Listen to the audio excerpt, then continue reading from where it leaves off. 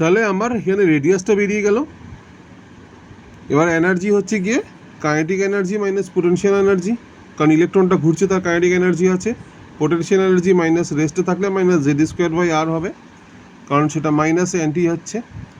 তো এনার্জি হচ্ছে half MV square minus Z square by half MV square kinetic energy. তাহলে MV square equal to Z square by আর।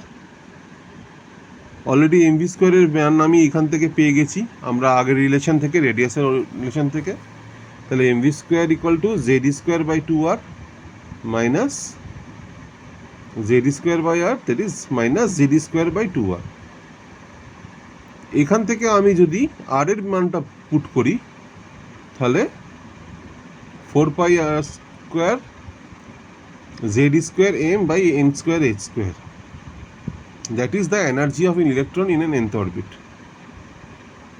এইটা হচ্ছে রিলেশনটা।